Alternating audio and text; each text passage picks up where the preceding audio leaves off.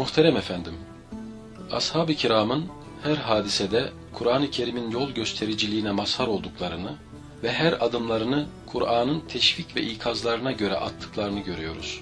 Kur'an'dan her an hayatımıza yön veren bir kitap olarak istifade edebilmemiz hangi hususlara bağlıdır? Kur'an'dan uzaklaşalı epey oldu bize. Yani Kur'an'ın ahir zamana ait hadis-i şeriflerde de ifadesini bulduğu gibi Kur'an-ı Kerim okurlar gırtlaklarından aşağıya inmez. Şimdi bunu da eğer Kur'an-ı Kerim'e karşı bir kurbet sayacak olursanız bütün onun unutturulmak istendiği devirler vardır. Bir yönüyle belli bir dönemde belki tekvini emirlere bakan yanı itibariyle kapıları kapadık. Onların arkasına açılmaz sürgüler sürdük. Jaluzileri indirdik. Ondan dünyamıza sızan ışıkların önünü kestik. Bir yönü Kur'an-ı Kerim'i tekvini emirlerin kavli şari'i, bürhan-ı vazi, delaili satıası olmasına rağmen biz o iki hakikati birbirinden kopardık. O Allah'ın kudret iradesinden ilim programına göre gelen bir kitaptı.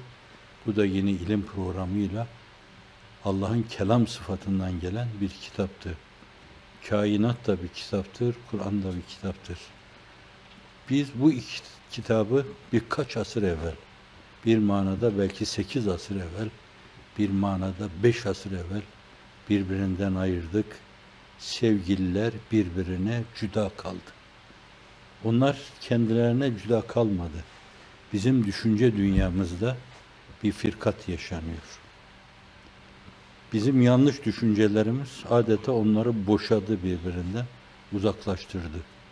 Tabiri diğerle bize ayet yanıyla ifade edilecek olursa kalp ve kafa ayrılığına düştük.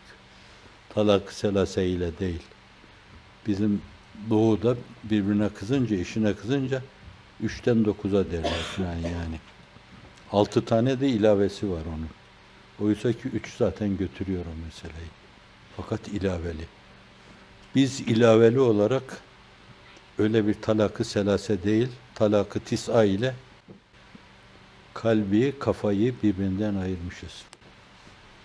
Evet, bunun sonucu tekvin emirlerle teşri emirler birbirinden koparmışız. Bu tekvini emirlerle teşri emirler iç içe girince, iç içe onlar ele alınınca, iç içe müteala edilince bizim hayatı ferdimize de, aileviyemize de, hayatı içtimaiyemize de, hayatı siyasiyemize de, hayatı idariyemize de taalluk eden yanları var. Oradan alıp bu Kur'an havuzunda, Kur'an potasında değerlendirebileceğimiz çok şey var. Fakat biz bu iki şeyi birbirinden kopardık. Bunun yanında aynı zamanda İslam'ın kalbi ve ruhi hayatına karşı da çok ciddi bir yabancılık içine girdik.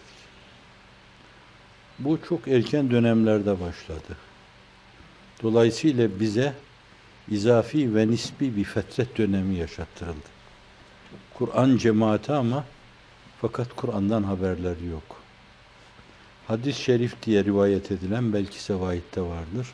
Kaynağı şimdi hatırlayamayacağım. Ye'ti alen nasi zamanun el Kur'an fi vadin ve hum fi vadin. İnsanlar üzerine böyle kapkaranlık bir zaman gelecek ki Kur'an bir vadide, onlar bir vadide. Aradan Amazon geçiyor gibi birbirine ayrı düşecekler. Şimdi bunun daha ileriye götürüldüğüne şahit oluyoruz. Bir gün geldi ki o Kur'an'ın lafzının telaffuz edilmesi bile yasak edildi. Ve henüz ancak dar alanlı bir yerde yapılabiliyor bu. Ne ölçüde resmiyet tanımışlar belli değil. Kur'an kurslarında kaçamak, fakirin Kur'an öğrenmeye çalıştığı dönemde yasaklar çerçevesinde. Mesela burada kesip antiparantez bir resim arz etmek istiyorum. İmamlık odasına dedemin hanından, hanı ile onun arasında bir duvar vardı. Bir hayvan ayağa kalktığı zaman kıçıyla kapatacak bir delik açılmıştı. İmam odasına gelip o hayvanın işte kıçıyla kapattığı delikten giriliyor. Orada hoca millete kaçamak Kur'an okutuyordu. Ben o zamanlar Kur'an öğrenmeye çalışıyordum 4-5 yaşında. Ona rağmen oranın bile jandarma tarafından basıldığını, bu çocukların, minnacık çocukların tüfeklerin uçlarına takıldığını, ahırın, hanın taşlarına çarpıldığını hatırlıyorum. Bu kadarına bile tahammülün olmadığı dönemleri gördüm. Şimdi bu kadar Kur'an'dan uzaklaşınca, bu kadar ona yabancılaşınca, yeniden onu derinlemesine duyma, bizim ferdi, ailevi, içtimai, iktisadi, siyasi, kültürel hayatımıza, psikolojik dünyamıza, pedagojik dünyamıza onu uygulama meselesi böyle birdenbire olacak şey değildir. Ve hala bu tahribat devam ediyorsa, bir kısım ajanlar bizim bu güzel güzide müesseselerimiz içine de sızmışsa, hala o Kur'an değişik şekilde sorgulanıyorsa, hala o sahibi Kur'an olan Resul-i Zişan aleyhissalatu vesselam sorgulanıyorsa, hala mucizeleri yerden yere vuruluyorsa, hala günümüze göre bir tarihsellik mülahazasıyla meseleler ele alınıyorsa, şu anda bile ona yürekten yöneldiğimiz söylenemez. Yani çok yabancılaşmışız. Dil açısından yabancılaşmışız. Terminoloji açısından yabancılaşmışız. Kalbi hayat açısından yabancılaşmışız. Yabancılaşma. Bunlar bize ait şeyler yani.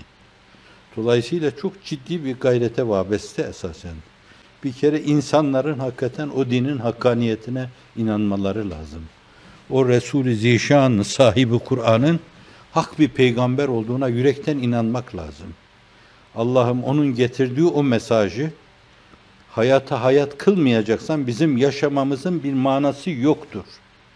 Hepimizi bir sayhayla Ad kavmi gibi, Semud kavmi gibi canımızı asan değer eğer onu ikame edemeyeceksek, ruhumuzun abidesini ikame edemeyeceksek, dinin ruhunu yeniden ruhlara duyuramayacaksak yaşamamız abestir bizim. İnanarak, bu seviyeye gelerek evvela onun derdiyle oturup kalkmak. Asıl mesele onu duyma. Yani onun için her zaman ölmeye amade bulunma. Onun varlığını varlığımızın asıl gayesi sayma. O yoksa biz gayesiz yaşıyoruz. Başıboş yaşıyoruz demektir. Bu Allah bizi onun için yaratmış. Ve ma halaktul cinne vel insa illa liya'budun. Ma uridu minhum min rizqin ve ma uridu en yut'imun. İnnallahu ve'r-rezzâku zul kuvvetil metin. Kur'an-ı Kerim'in beyanına göre hilkatın gayesi, fıtratın neticesi imanü billah, marifetullah, muhabbetullah ve Cenab-ı Hakk'ın değişik tecelli boyunda bir lütfu olarak zevki ruhani, Allah'ın varlığına ve birliğine karşı derinden, yürekten duyulan halis bir aşku iştiyak. Yaratılışın gayesi bu. Şimdi Allah bunu yaratılışa gaye koymuşsa, biz de bunu değiştirmişsek, bence evvela kendimizle yüzleşmemiz lazım. İhmallerimizi gözden geçirmemiz lazım. Tamir edilmesi gerekli olan şeyleri tamir etmek lazım.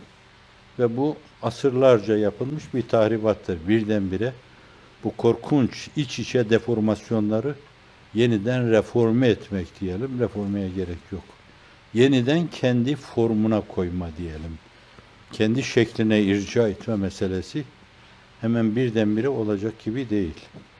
Hazreti Pir diyor ki asırlardan beri rehnedar olan bir kaleyi tamir ediyoruz diyor. Allah'a iman meselesinin sarsılmasından alın da anne ve babaya karşı saygısızlığa kadar, yuvanın içindeki genel nizamın ve ahengin bozulmasına kadar, bakım yuvalarına annelerin, babaların atılmasına kadar, o kadar çok değerleri ayaklarımızın altına almış, üzerinde zıplıyoruz ki, tamir edilmesi gerekli olan şey asır ister. Cenab-ı Hak eki sıradan çok kısa zamanda bu işi lütfedecekse o eki sıra bir lütuftur. Onun rahmetinin enginliğinden bunu bekleriz. Bu meselenin bir yanı. Bilinmesi lazım bunu.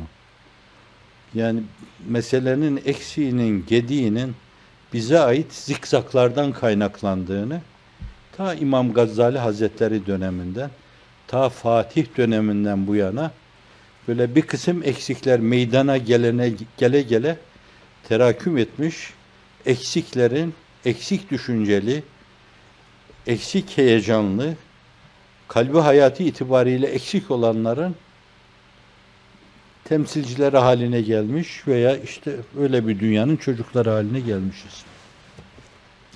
Bu açıdan herhalde böyle dipten dalgalanmalarla yeniden meseleyi vire bismillah deyip baştan başlatma, her yaşa göre mama, yiyecek, içecek filan, beslenme nasıl düşünülüyor? Aynen öyle kalbi ve ruhi hayatımız adına da öyle bir beslenme vetiresi, süreci, stratejisi oluşturarak herkes kendi çapında bunu gerçekleştirmeye bakması lazım. Ondan sonra Kur'an'ı doğru anlama imkanı doğacaktır. Yani Dev Risalet Penahi'de nazil olan şey, orada iştihada, istinbada, istihraca açık o kadar çok şeyler var ki, oradaki maslahatlardan bir tanesini usulü fıkıh tabiriyle ifade edeyim. Bugün yapacağınız içtihatlara, istinbatlara bir menat yaparak günümüzü aydınlatacak çok şeyler ortaya koyabilirsiniz. Aslımızın insanı başını kaldırdığı zaman hayatı İslamiye'yi içtimaiyede herhangi bir boşluğun görülmeyeceği şekilde bir şey yapabilirsiniz. Fakat evvela bizde o heyecanın, o imanın, onu hayata gaye yapmanın oluşturulması lazım. O düşüncenin bizde canlandırılması lazım. Öyle güçlü bir heyecanın meydana getirilmesi lazım. Ancak ondan sonra olur o yani. Acaba burada şimdi bize ne diyor bu? Evet, Dev Risalet Penahi'de Ayşe validemize demiş. Bu adamlar iftirada bulunmuşlar. İnnellezîne câu bil ifki usbetun minkum la tahsebu şerren lekum bel huve hayrun lekum likulli imrin minhum mektesebe minel ism. Acaba bize ne ifade ediyor bu? Peygamber sallallahu aleyhi ve sellemin böyle bir imtihanla gözümüzün nuru, başımızın tacı, mübarek annemiz, o evde kadınlık aleminin en büyük muallimesi, muallime-i kübrası diyeyim ben ona. Ona bir iftira karşısında, o mevzuda, dinin kaynağına iftira bu. Efendimizin genel tavrı şuydu. Acaba bu bize ne anlatıyor? Hazreti Ebubekir Efendimizin o mevzuda, her meselede durduğu gibi, o dik duruşu bize ne anlatıyor? Bunun gibi, yani yeniden bire Bismillah deyip böyle baştan Elif, la, mim, zalikel kitabu la raybe fi hüden lil müttakin ne anlatıyor bize yani? Bu Kur'an-ı Kerim müttakilere bir hidayet kaynağıdır. Potansiyel olarak bir hidayet kaynağıdır. O meselenin pratik haline gelmesi neden sonra oluyor? اَلَّذ۪ينَ يُؤْمِنُونَ بِالْغَيْبِ Gaybe iman etme. O gaybi hakaiki iman etme. O mevcudu meçhule iman etme. O zatı vahdi iman etme. Evsafı celilesiyle onu tanıma. Esma-i Sübhaniyesiyle bir yönüyle onu tebcil etme, takdir etme. يُقِيمُونَ salate namazı dosdoğru kılarlar. İkame. يَجْعَلُونَ salate değil. يُسَلُّونَ salate değil. Namazı mahiyetü nefsül emniyesine uygun bir abideyi ilmi ilahideki şekli neyse onun. İlmi ilahideki şekli, şartları, rükünleri, hudu'u, huşu'u, Allah karşısında konsantrasyonu قَدْ اَفْلَحَ الْمُؤْمِنُونَ اَلَّذ۪ينَ فِي صَلَاتِهِمْ خَاشِعُونَ O müminler kurtuluşa erdiler ki namazı huşu içinde kılarlar. Adeta sıyrılırlar kendilerinden. Adeta bir maiyet duygusu içine girerler. يُقِيمُونَ salate diyor. Ve mimma rezaknahum yunfikun. Allah onlara ne infak buyurduysa, ne infak ettiyse, mal infak etti, onun hakkını vermek lazım muhtaçlara. İlim infak etti, hakkını vermek lazım. Fikir infak etti, o mevzuda fikir sancısı çekerek, öz beynimizi burnumuzdan kusarak düşüncenin hakkını vermek lazım. Allah insan olarak bir şefkat verdi. İnsanlığı kazanma adına o şefkati son kertesine kadar kullanmak lazım. İcap ederse el öpme, etek öpme, efendiler efendisini onlara tanıtma. İnsanlığın dünyasını aydınlatacak o Kur'an-ı Mucizül Beyan'ı insanlara anlatma. Ve mimma rezaknâhum yunfikûn. İcmal geçiyorum. Vellezîne yu'minûne bimâ unzile ileyke ve mâ unzile min kablik. Öyle kalkıp misyonerlik falan filan değil. Falanla görüştü şu oldu, filanla görüştü o oldu değil yani. Hakikatına inzal zamanı itibariyle onu temsil eden insanların hayatta olmaları veya ümmetlerinin o meseleyi tam temsil ettikleri dönemler itibariyle sizden evvel inen o kitaplarında inme hakkaniyetlerine veya inmeye bağlı tahrif edilmedeki hakikatlerine inanma diyor yani. Yu'minne bimâ unzileyk ve mâ unzile min kablik ve bil âhiretüm yuqinûn. Ve bil âhiretüm yu'minûn da demiyor burada. Yuqinûn diyor. Ahiret hakkında da tam bir yakine sahip olurlar diyor. Şimdi bunlar o nazari Müslümanlığın yani o hüden lil müttakîn o potansiyel gücün bir yönüyle realize edilmesi adına önümüze serilen şeylerdir. İcmal bunlar.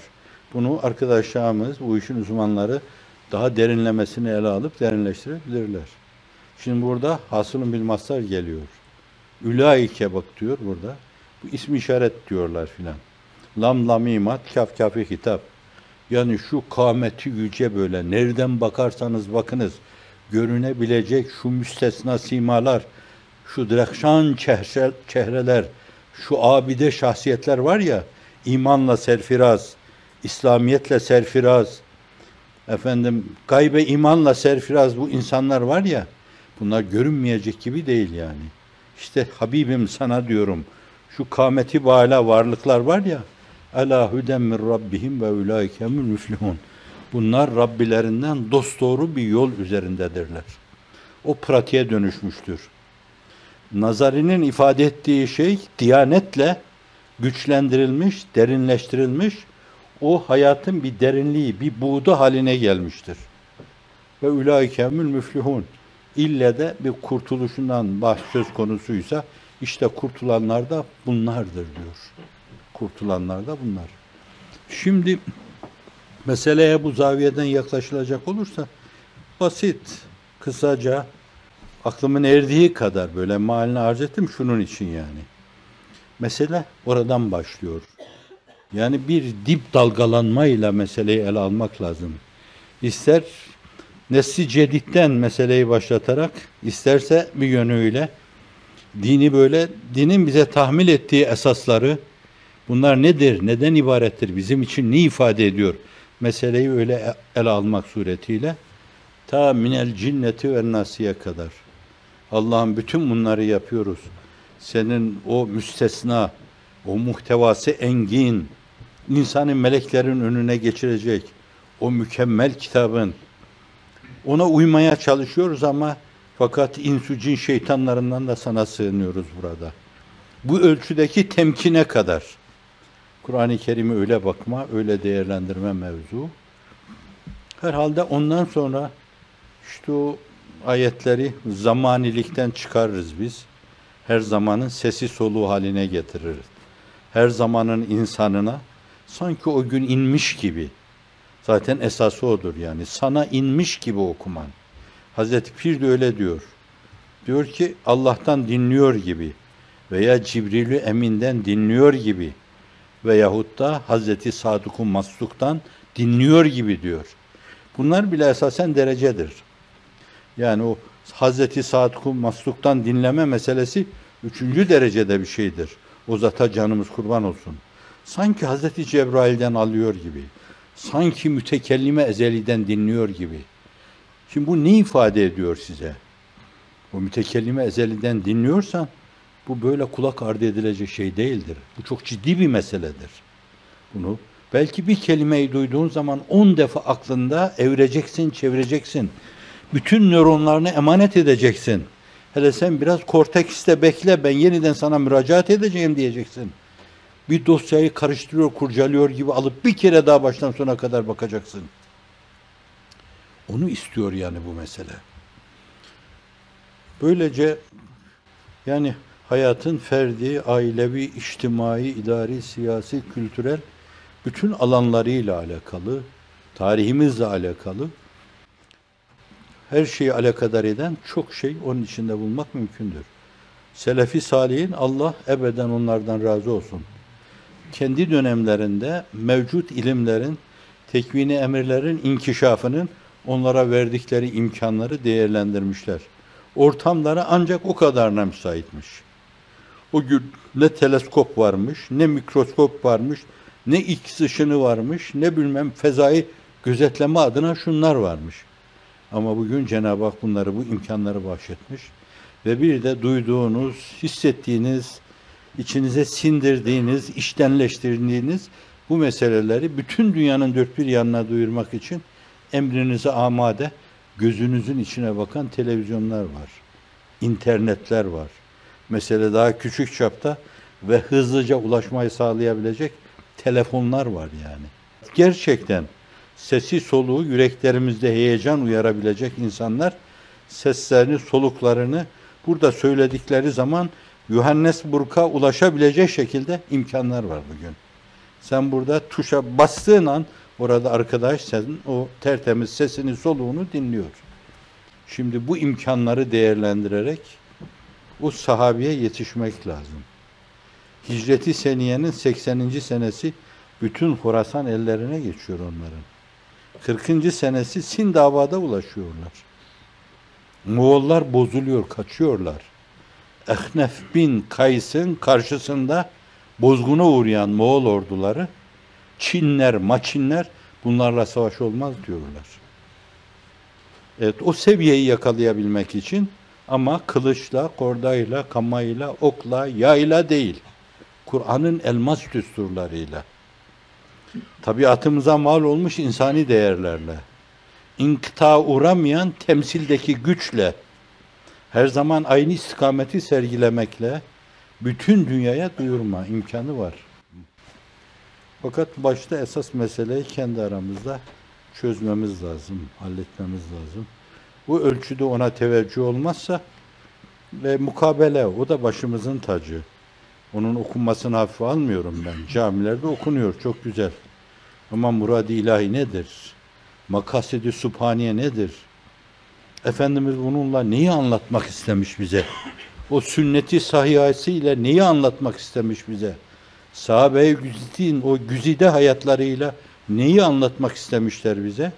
Bunların uzun boylu, karşılıklı, mukayeseli müzakere yapılmasıyla her zaman duygularımızı, düşüncelerimizi yenileyerek, yeni ufuklara açılarak günümüzün bize yüklediği o sorumluluğu inşallah yerine getirmiş oluruz.